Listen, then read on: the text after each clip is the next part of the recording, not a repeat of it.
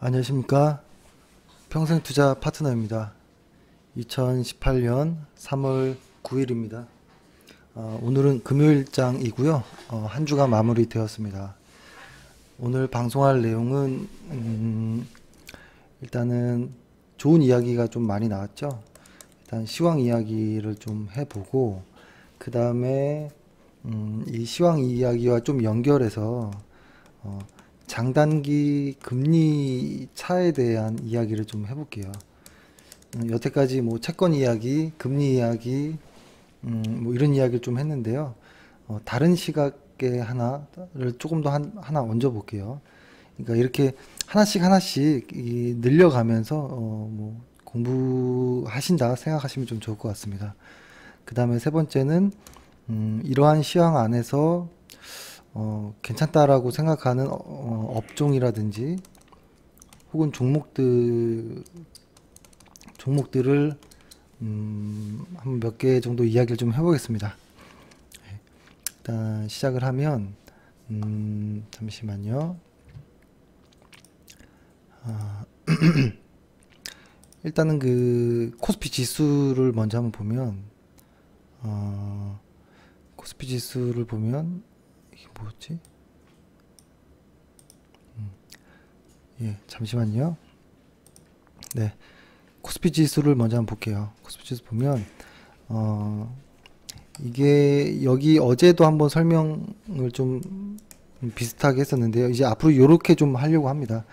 월간 차트, 주간 차트, 일간 차트이고 위에는 이제 MACD 오실레이터를 이제 다 깔았습니다. 똑같은 차트로. 그리고 이동평균선은 없앴습니다. 저는 이동평균선을 안 볼 때도 좀 많습니다. 이동평균선. 그래서 한번 좀 이야기를 들어보면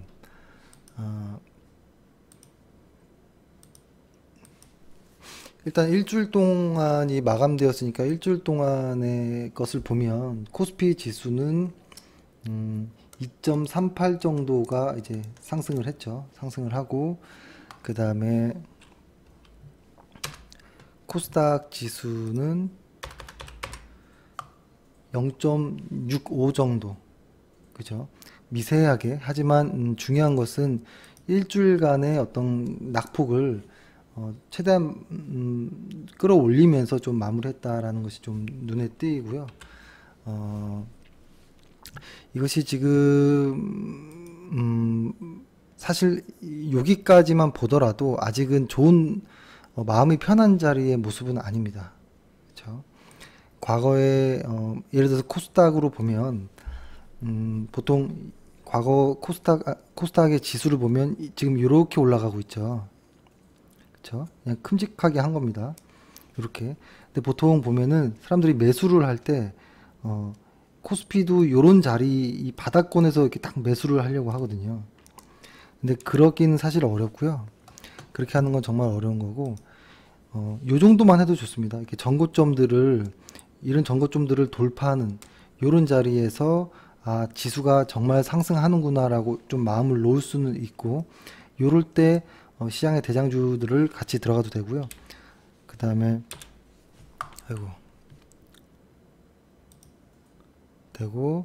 그 다음에 이런 자리에서도 이런 전고점을 돌파하는 자리들, 그렇죠?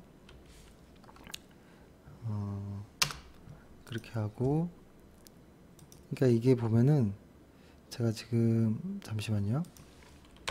코스피 지수도 한번 보면은 이게 좀 길게 한번 봐볼게요. 코스피 지수 같은 경우에는 과거의 것도 보면 시장이 이렇게 쭉 왔다가 이런 전고점들을 깨지 못하면 좀 불안합니다. 그러다가 이 전고점을 한번 깨고 올라가죠. 그 다음에 또 이렇게 올라가는 이런 자리들이 오히려 안심이 되는 자리이기도 하거든요. 그렇죠? 근데 여기서는 약간의 이제 좀 위험한 모습이 좀 나오긴 했지만, 그래서 일단은 제가 드리고 싶은 말씀은 어제와 오늘의 어떤 그 분위기보다는, 그죠? 분위기보다는 조금 더 침착할 필요는 있겠다라는 좀 생각을 했습니다. 하지만 그렇다고 시장이 계속 언제까지 안 좋다 뭐 이런 이야기라기보다는 일단은 이번 주에 들어와서 마지막에 장을 좀 끌어올린 모습은 상당히 좋습니다. 일간 차트에서도 보면 꽤 많은 상승을 보였죠. 근데 보였는데도 불구하고 뭐라고 할까요? 아직도 요 라인대까지는 요 라인대를 좀 벗어나야지 좀 좋다라고 좀 보여지거든요. 요때 장대 음봉에서의 어떤 매물대들이 좀 돌파돼야 되는 모습이 있거든요. 그래서 이런 모습이 수급을 봐도 역시 비슷하게 나옵니다. 수급을 보더라도 누적으로 보면 코스피의 누적을 보면 아직도 외국인들은 이렇게 나와 있어요. 수급이. 그래서 수급을 보면 외국인들이 누적으로 보면 아직도 방향은 상방으로 확 잡은 모습은 아니다라는 게 좀 보이고요.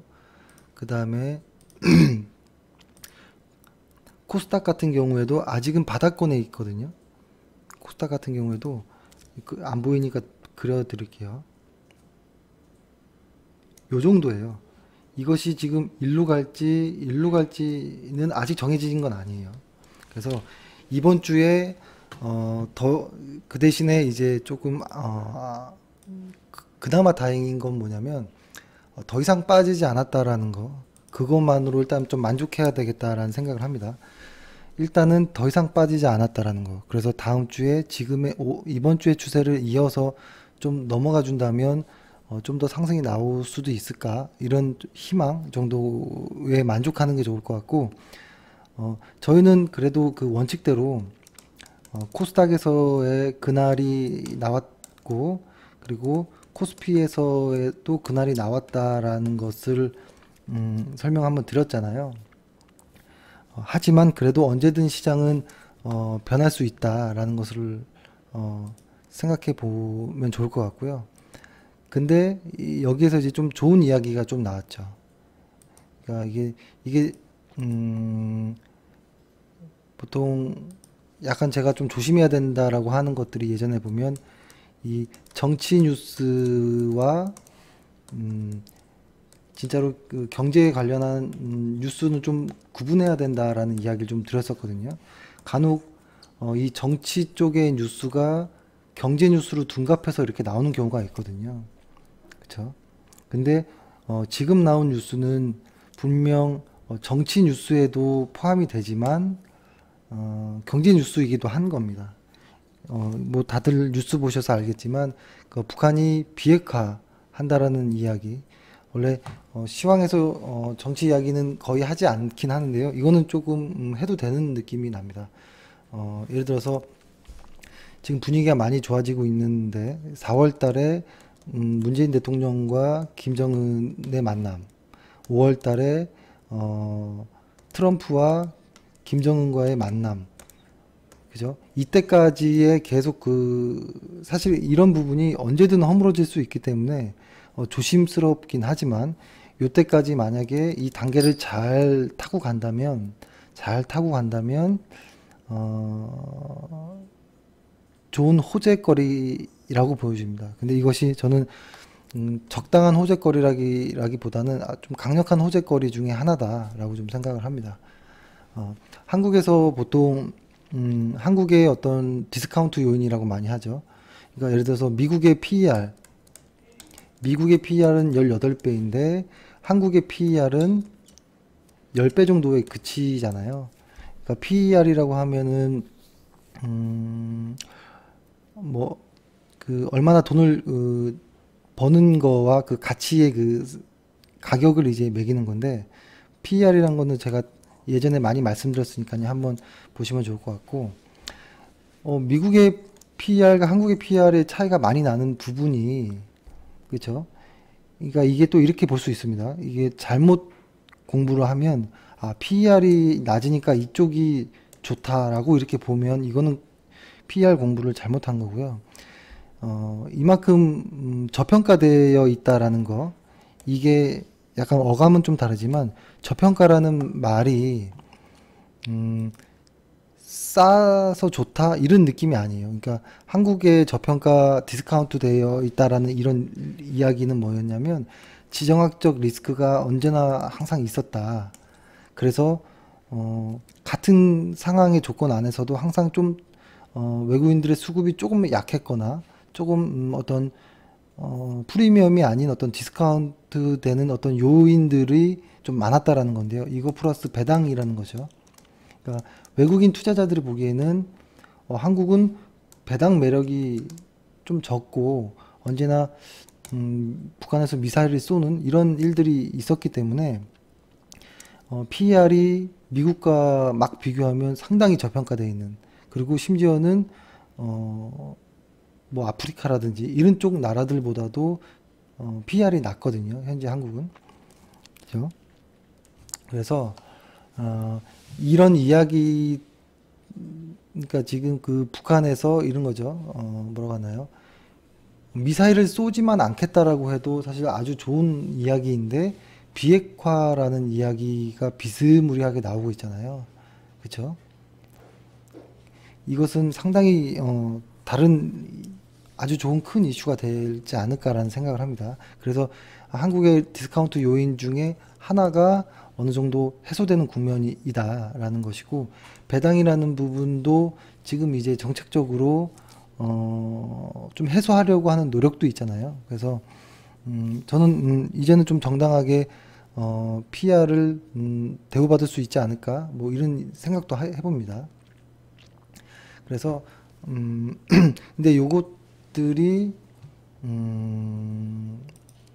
분명히 정치 뉴스에서는 이렇게 비핵화 관련한 이러한 것들이 찬성이다, 뭐 반대다, 뭐 이런 것들 있잖아요. 그러니까 한국과 북한의 어떤 만남, 그죠?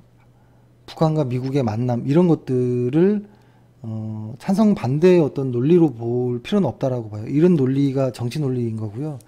오로지 저희는 경제 논리로만 보는 겁니다. 주식을 하는 사람으로서 경제 논리로만 보면 상당히 플러스 되는 요인이다. 그러니까 이게 이러한 지금의 어떤 이슈들이 찬반 논리 뭐 이런 걸로 그냥 정치는 정치 뉴스로만 보시고 나머지 것들은 경제 논리는 경제 논리로 봐야 되는 부분. 그래서 이런 비핵화 찬반 이런 것과 주식과는 좀 나눠보자라는 것이고, 근데 지금 이런 것들은 상당히 강한 호재거리가 될 수 있다라고 좀 보여집니다.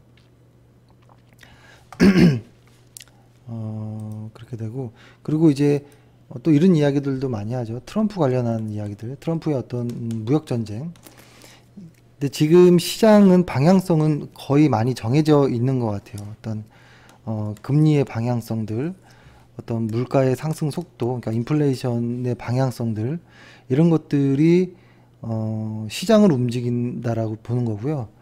그러니까 방향성은 정해져 있다라고 보는데, 이 트럼프의 어떤 요소는 방향성을 바꿀 만한 요소라기보다는 변동성을 증가시키는 정도의 요소라고 보시는 게 어떨까라는 좀 생각을 합니다.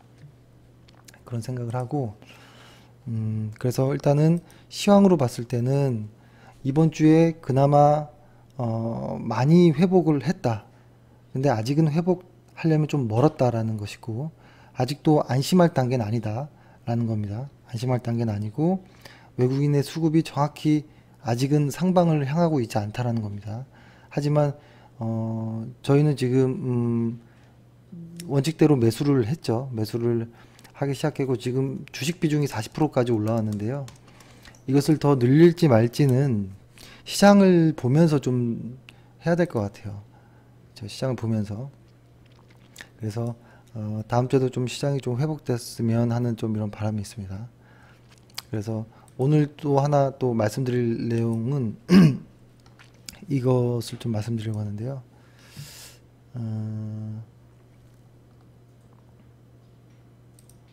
그 장단기 금리 차에 대한 좀 어떤 이야기를 좀 드리려고 합니다. 그 흔히 장단기 금리 차라고 하면 이런 거죠. 근데 이 금리에 대한 이야기를 기억나시죠? 장기 금리와 단기 금리.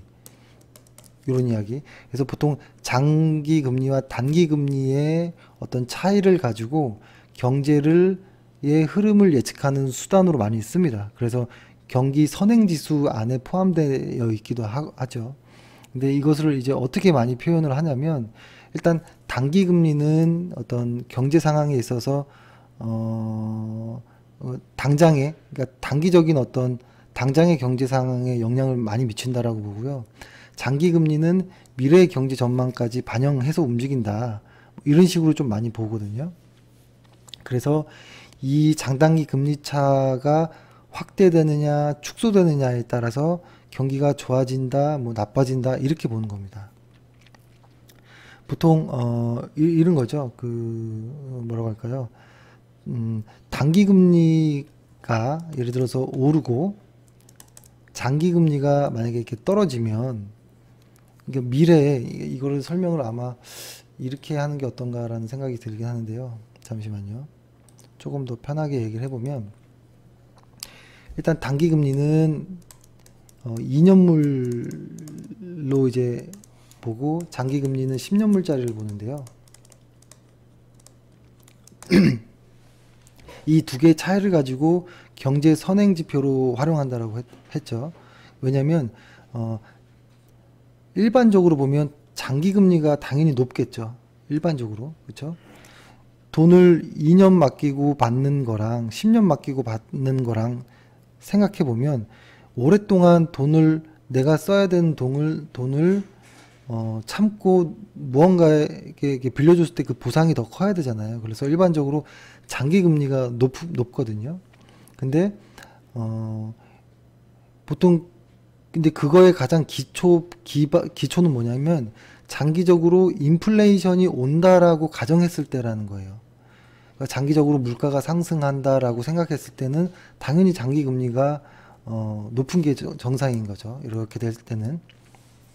그래서 이 말을 정리해 보면, 미래에, 그러니까 흔히 이렇게 정상적인 시장에서는 장기 금리가 높은 시장은 미래의 경기가 좋다라는 말로 바꿔서 표현하기도 합니다. 근데 최근에 약간 요런 거에 대한 변화가 좀 있었어요. 그러니까 이게 너무 복잡하죠. 어떨 때는 뭘 보라고 하고, 어떨 때는 무슨 지표로 보라고 하고, 뭐 이러잖아요. 그죠? 좀 복잡하긴 하지만, 뭐, 별 수 있습니까? 여러 가지 좀 다양하게 봐서 결론을 내리긴 해야 됩니다.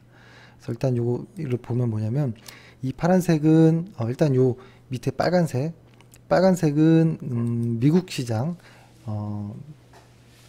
시장을 표현한 거고요. 한번 쭉 해볼게요. 인덱스를 표현한 건데요. 요렇게, 주가라고 한번 봐도 될 것 같아요. 뭐 이렇게 2016년 말까지 이렇게 큰 흐름으로 상승을 했는데, 이것을 뭐랑 비교하냐면 장단기 금리 차이를 보고 하는 거예요. 예를 들어서 장기 금리가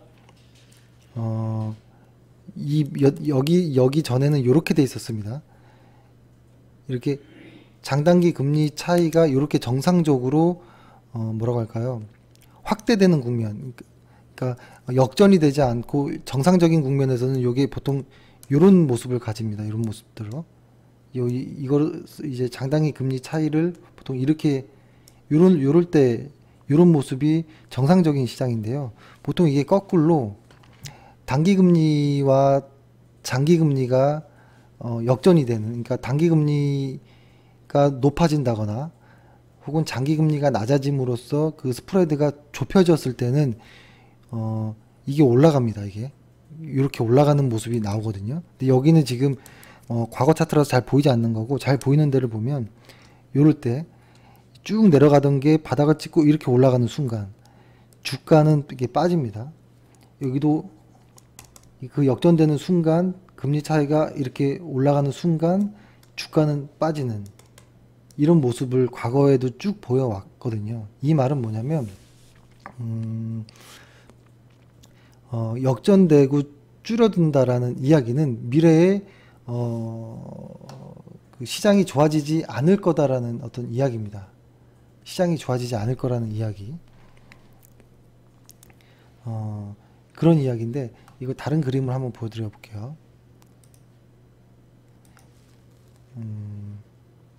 두 번째, 이게 아까 제가 보여줬던 게 이 첫 번째인데요. 요 다음에부터 연결된 거예요. 이제 그 금리 차이가 이렇게 내려오는 과정에서 조금 더 내려왔거든요. 이게 다음 그림을 붙여서 보여드려 보면 이런 겁니다. 이렇게 좀 더 확대해서 한번 보면 이런 모습이거든요. 이 보면은 미국의 장단기 금리 차이가 조금 더 내려왔습니다. 좀 더 내려왔다가 그죠? 내려오는 거는 뭐 괜찮은 거죠. 그러다가 갑자기 이 지점부터 이게 갑자기 이렇게 좀 치솟았습니다. 잘 보이실지 모르겠지만 이런 모습을 보였거든요. 근데 그 당시 무렵에 요 코스피가 이렇게 왔었거든요. 갑자기 이 하락을 해버렸어요. 그러니까 크로스가 났거든요. 크로스가 났어요. 그리고 나서 다시 이렇게 빠지는 모습이 좀 나왔죠. 빠진 모습이 나왔는데 뭐라고 할까요?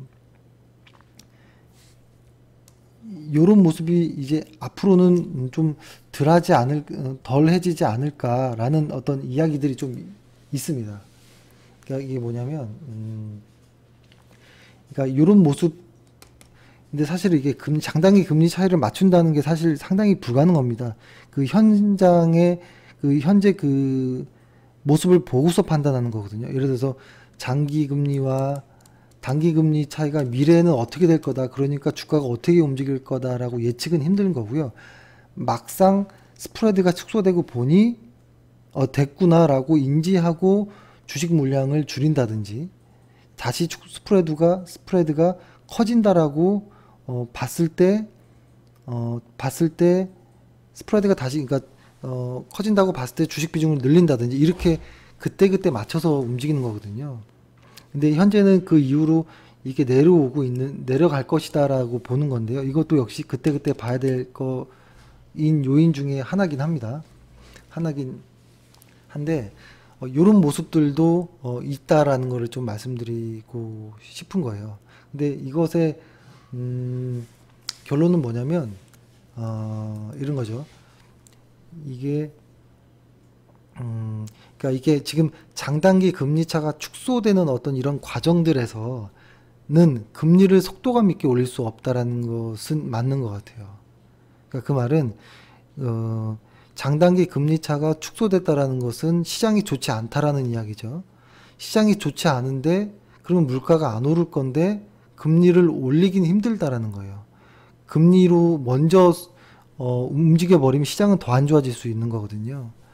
그렇죠? 그래서 연준에서는 어떤 인플레이션, 어떤 물가를 계속 주의하면서 물가보다 선제적으로 가는 게 아니라 물가가 움직이는 걸 보고 그 다음에 금리를 움직이는 거거든요. 그래서 지금 이렇게 장단기 금리 차이가 어떤 축소되어 있는 이런 상황에서 금리를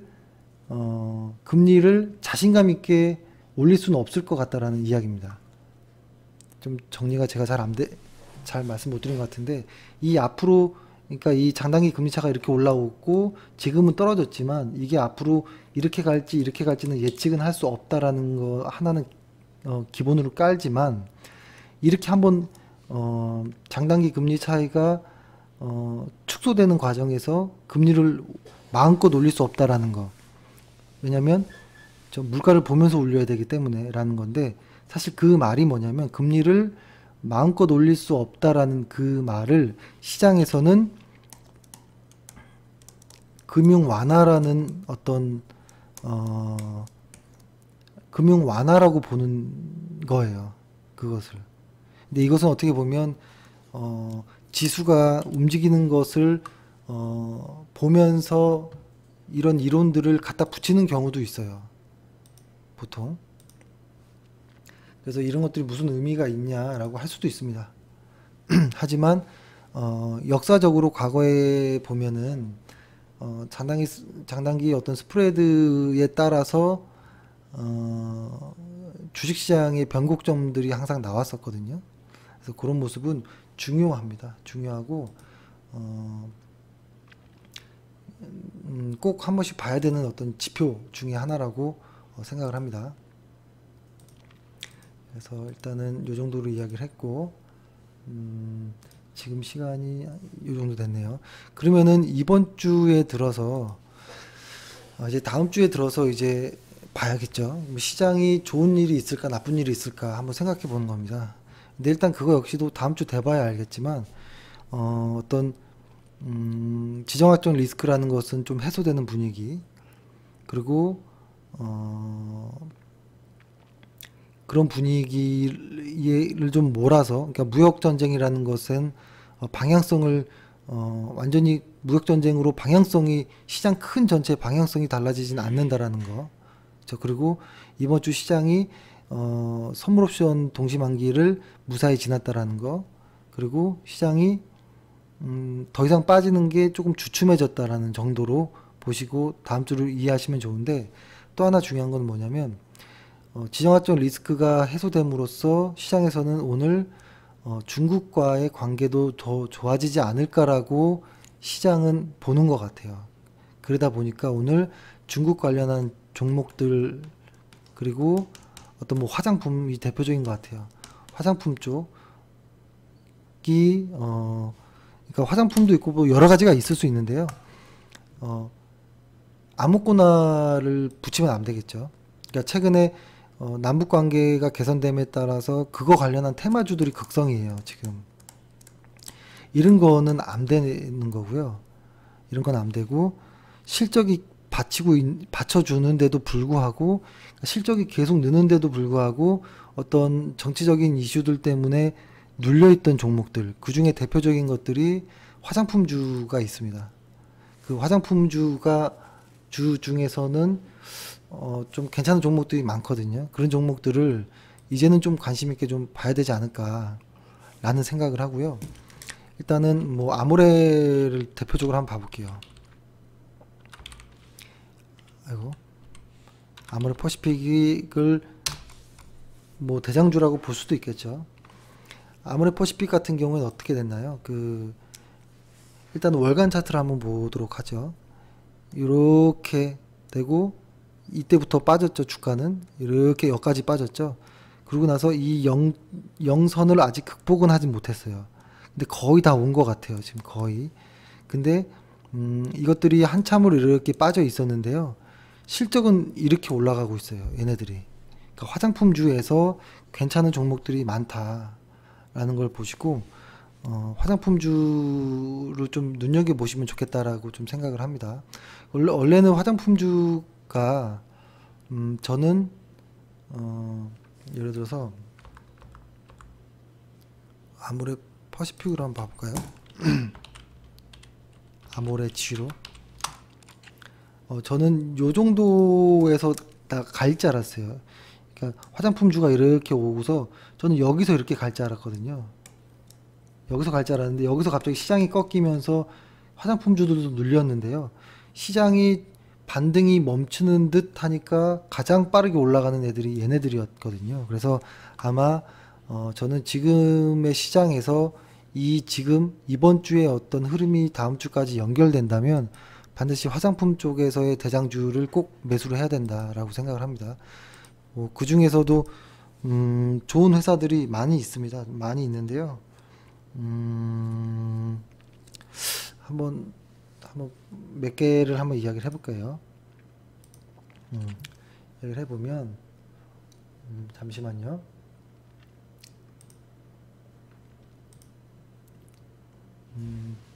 종목 중에서 이것도 화장품에 될 수도 있어요. 그러니까 네오팜이라는 종목도 저는 괜찮은 종목 중에 하나다. 하지만 당장 월요일날 매수해라 이런 건 아닙니다. 실적이 좋은 회사. 근데 네오팜은 주가가 꺾였는데도 불구하고 좀 계속 갔거든요. 그래서 이게 계속 연결될지 아니면 추세가 꺾일지는 모르겠지만 일단 현재까지로 봤을 땐 네오팜 좋았고, 코스맥스라는 회사도 좋았고, 코스맥스 너무 좋은 회사입니다. 너무 좋은 회사고 실적도 많이 좋고요. 그리고 이거는 빼고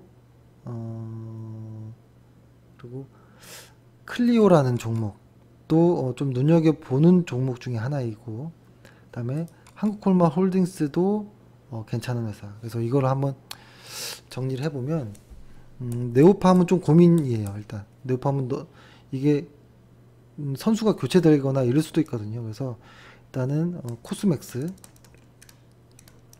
한국콜마 홀딩스. 그러니까 사실은 한국콜마도 괜찮긴 하지만 한국콜마 홀딩스로 보는 것도 괜찮을 것 같아요. 그리고 클리오,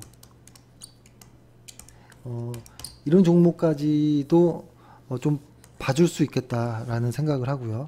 그 다음에 또 눈여겨보아야 되는 것은 항상 중국 하면 따라 붙는 것들이 있죠. 면세점 관련주, 호텔신라, 그죠? 호텔신라 오늘이 10% 정도 상승을 했는데요. 일단 월간 차트로만 한번 봐볼게요. 월간 차트로, 이쪽 월간 차트로 보면 어떤가요? 어제 말씀드렸던 게 기억나시죠? 그죠? 쭉 올라오는 추세였었고, 여기 추세부터 한번 선을 그어보면 이때부터였거든요. 그죠? 요 정도부터 만약에 매수가 들어갔다라고 하더라도 상당히 큰 수익권에 있었겠죠. 그리고 저번 달에 눌렸기 때문에 잠깐 매도를 하고 이번 달에 다시 매수하는, 그죠? 그러니까 월간 차트로 보면 그렇게 무서운 모습은 아닙니다. 그래서 사실 호텔신라도 저희가 매수를 많이 했었죠. 이 구간에서 매수를 했었던 기억이 나고, 근데 저희도 사실 매수를 하고 싶은데 포트폴리오가 찼기 때문에 매수는 못하고 있는데요. 근데 오늘 또 너무 많이 올라서 좀 며칠 좀 지켜보고 싶은 마음도 있습니다. 호텔신라를 좀 관심 있게 보고, 또 이거랑 또 같이 따라 붙는 회사가 뭔가요? 파라다이스는 보면 월간 차트로만 보면 아직은 요것이 파랗게 변하지 않고 있거든요. 아마 슬슬 변하지 않을까. 근데 이것이 실적이 안 좋게 마감이 2017년 4분기가 마감이 됐는데요. 2018년도부터는 확실히 턴 어라운드 합니다. 파라다이스는. 그래서 파라다이스도 저는 최대한 이 정도까지라도 좀 열려 있는 것이 아닌가라는 생각을 하고, 그리고 아까 봤던 것 중에 호텔신라 역시도 꽤 높이 한번 테스트 하러 가야 되지 않느냐라는 생각도 하고, 그 다음에 또 이것과 항상 같이 따라 붙는 것 중에 실적이 좋은 거 SM 역시도 저도 한 이 정도까지도 볼 수도 있겠다라는 생각도 했는데요. 지금 약간 조금 이 박스권을 어떻게 돌파하는지 좀 봐야 될 것 같아요. 이 주간 차트로 봤을 때 이것이 상방으로 갈지 다시 눌려서 이렇게 밑으로 빠질지는 아직은 알 수 없지만 일단 실적은 우상향하고 있다라는 겁니다. 실적은 매우 좋다. 근데 오늘 한 회원께서 저희 회원관리팀에게 문의가 한번 왔더라고요. 문의가 어떤 내용이 왔냐면 이렇게 왔습니다. 이게 지금 SM의 실적을 펴놨는데요. 이렇게 왔죠. 지금 현재가 요 자리죠. 현재 2018년도 요 자리죠. 그리고 여기는 2016년, 17년, 그리고 미래의 자리는 요 자리. 근데 어떻게 왔냐면 이번 연도에 실적 마감한 것이 보니까 맞죠? SM으로 물어봤던 것 같은데, 그죠? 그러니까 2017년도에 이렇게 적어볼게요. 2016년도에 영업이익이 207억, 2017년도에 영업이익이 166억, 여기 나와 있는 걸로만 해볼게요. 2018년도에 예상 영업이익은 527억이잖아요. 근데 지금 현재는 여기죠. 근데 이런 기사가 나왔더라고요. 2017년도에 마지막 영업이익이 전년에 비해서 줄었다. 당연히 줄었겠죠. 이런 기사가 나오고 걱정을 하셨는데요. 이건 의미가 없습니다. 이건 지난 거고요. 2017년도보다 2018년도에 얼마나 늘었는지가 중요한 거예요. 그러면은 2018년도에 실적이 두세 배 이상 느는 거거든요. 그러면은 매우 좋은 뉴스인 겁니다. 그러니까 과거 뉴스로 이해하지 마시고 미래 예상 실적으로 항상 확인하셔야 돼요. 그래서 아까 나왔던 그런 뉴스는 질문은 걱정 안 하셔도 되지 않을까라는 어떤 생각을 좀 했고 그래서 일단은 SM 역시도 좀 관심 있게 보는 종목이다. 하지만 당분간 요 박스권 안에서, 그러니까 이 일간 차트로 보면 요 박스권을 좀 극복하는 모습까지 좀 확인하고, 전고점이 여기거든요. 월간 차트상에. 여기를 시원하게 뚫을 때 들어가도 됩니다. 지금 조금 더 싸게 매수할 거야 라는 것보다 좀 안전하게 들어가는 게 좋습니다. 이렇게 하면 좀 될 것 같은데요. 일단은 이번 주는 그래도 좀 다행히 지나간 것 같아요. 그러니까 예를 들어서 코스피가 많이 하락은 했지만 조금 여기 보면은 전달에 하락했고 이번 달에 조금 올려주는 정도의 모습이에요. 그래서 아직은 안심할 단계는 아니다. 주간 차트로 봐도 이게 이럴 수도 있는 거예요. 이렇게 오다가 이렇게 빠질 수도 있어요. 이렇게. 그래서 이런 모습이 나오는지 안 나오는지는 확인해야 돼요. 그래서 아직까지도 너무 공격적으로는 매수를 하기는 좀 불안한 구간이고, 예를 들어서 이렇게 가준다면 이건 이제 다행인 것이죠. 그래서 아직도 변동성은 남아 있다라는 거, 그리고 트럼프의 무역 전쟁이라는 이슈도 커지고 있다라는 거. 하지만 비핵화라는 어떤 이슈가 잘만 끌어간다면 5월 달까지도 한국 시장은 좋은 뉴스들이 좀 더 나올 가능성이 높다라는 것으로 좀 이해하면 좋을 것 같고요. 2017년도보다 2018년도의 영업이익이 주는 걸로 좀 나온 부분이 있어요. 전체 영업이익으로 봤을 때. 그래서 그런 부분을 보면 2018년도에 하반기가 그리 좋을 것 같지는 않다라는 좀 생각은 드는데요. 일단은 예측은 예측인 거고 그때그때 지수를 보면서 좀 대응을 했으면 좋겠습니다. 그래서 오늘 시장은 이 정도로 해서 마무리 좀 했으면 좋겠습니다. 이번 주 한 주 고생 많이 하셨습니다. 다음 주에도 열심히 하겠습니다. 감사합니다.